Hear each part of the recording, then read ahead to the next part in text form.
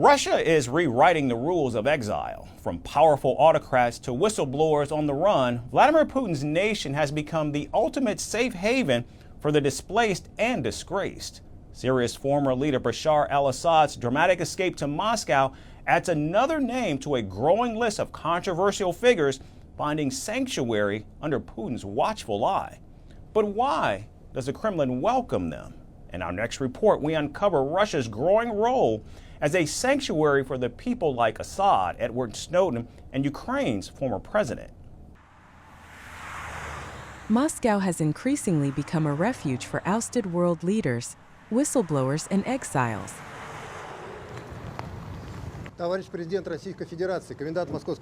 From Middle Eastern autocrats to European strongmen, many find shelter under Russia's protective umbrella.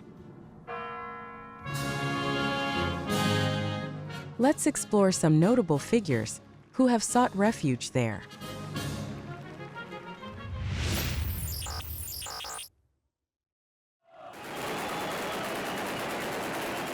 After years of clinging to power during Syria's devastating civil war, former President Bashar al-Assad fled to Russia. A coalition of rebel forces launched a lightning offensive forcing Assad and his family to leave.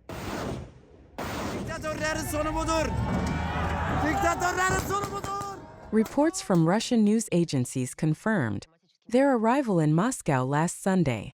The Kremlin, however, remains tight-lipped about their exact location or future plans. Their fears are unnecessary. The country will be rebuilt. The fear was from the presence of the regime. The regime is now gone, thanks to God, and the country's moving towards development and reconstruction. It's going towards stability. People are exhausted from war, so the country isn't ready for another, and it's not going to get into another one.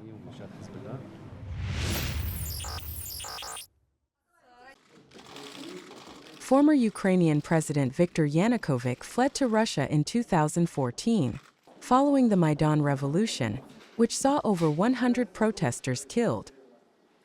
The biggest shock for me was all that portraits of Viktor Yanukovych, because I knew that here should be a lot of very expensive pictures or some, I don't know, clocks, etc. But I didn't expect to see so many portraits of Viktor Yanukovych, of a president of such a poor country, but who has got so much very expensive portraits even of himself. The pro-Russian leader claimed he was the victim of a coup. But soon after his escape, Russia annexed Crimea and backed separatists in eastern Ukraine, deepening tensions with Kiev. Yanukovych has lived in exile ever since. His son, Alexander, recently acquired Russian citizenship, while his younger son, Viktor Jr., tragically drowned in Lake Baikal in 2015. Meanwhile, Ukraine's President Zelensky stripped Yanukovych of his citizenship in 2023, symbolically severing his ties to his homeland.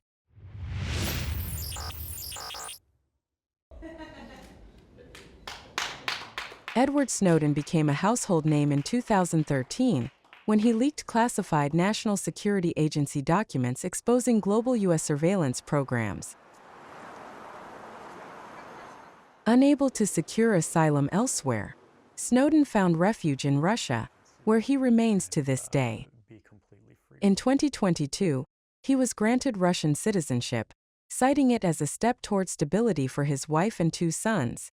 I myself have lived in exile for more than a year and a half now. And these are things that are unlikely to change soon. But they're worth it. All the prices we've paid, all the sacrifices we've made, I believe we would do again. I know I would do it again.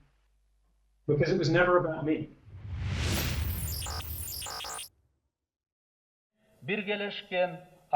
Askar Akayev, Kyrgyzstan's first post-Soviet president, was ousted during the Tulip Revolution in 2005.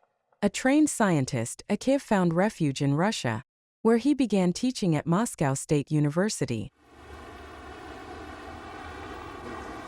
Unlike many exiles, he avoided prosecution and maintained a connection with his homeland.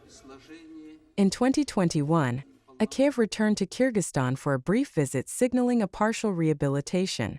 Now 78, he continues his academic work in Moscow but has expressed a desire to return to Kyrgyzstan permanently.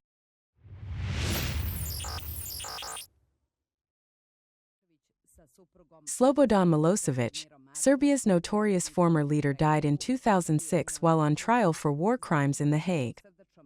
Well, the public prosecutor has concluded that Mr. Milosevic died a natural cause and that there are no indications of that the death resulted from crime. His wife Mirjana Markovic and son Marko sought refuge in Russia after his fall. Markovic, often accused of being the mastermind behind her husband's authoritarian rule, lived in exile until her death in 2019. Russia's growing role as a refuge for ousted leaders and whistleblowers raises eyebrows. Whether motivated by political leverage, ideological alignment, or strategic interests, Moscow's open-door policy reshapes the global exile map,